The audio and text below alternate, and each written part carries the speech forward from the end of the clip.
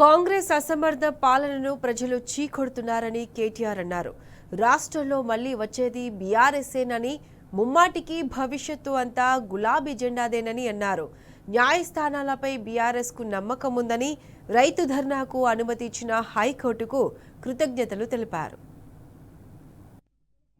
ఎందుకంటే మనం ఆఖరికి హైకోర్టు కూడా ధన్యవాదాలు చెప్పాలి, మనకు న్యాయ వ్యవస్థకు ధన్యవాదాలు చెప్పాలి.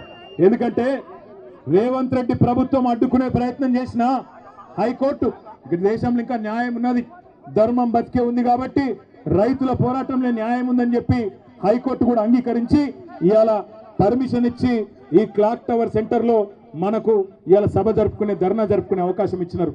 ముఖ్యమంత్రి రాజ్ భవన్ ముంగట ధర్నా చేస్తేనేమో ఏం కాదట, ట్రాఫిక్ అంతరాయం కాదట. మరి ఇక్కడ క్లాక్ టవర్ కాడ మనం ధర్నా చేసుకుంటే మాత్రం నల్లగొండ రైతు బిడ్డల కోసం ఇక్కడ చాలా ఇబ్బంది అవుతుందట, వెంకటరెడ్డికి చాలా ఇన్కన్వీనియన్స్ అవుతుందట, అందుకే పర్మిషన్ ఇయ్యరట. కానీ నేను గుర్తు చేస్తా ఉన్న పోలీస్ అధికారులకు, జిల్లా యంత్రాంగానికి కూడా మర్చిపోకండి, భవిష్యత్తు మళ్ళీ ఖచ్చితంగా గులాబీ జెండాలే, ముమ్మాటికి తిరిగి వస్తాం. ఇవాళ ఎవరెవరైతే కాంగ్రెస్ కార్యకర్తల కంటే అతిగా ప్రవర్తిస్తున్నారో అన్ని గుర్తు పెట్టుకుంటాం, వడ్డీతో సహా ఇస్తాం, యాది పెట్టుకోమని చెప్తూ మళ్ళొకసారి నల్లగొండ రైతు బిడ్డలందరికీ ధన్యవాదాలు తెలియజేస్తూ జై తెలంగాణ.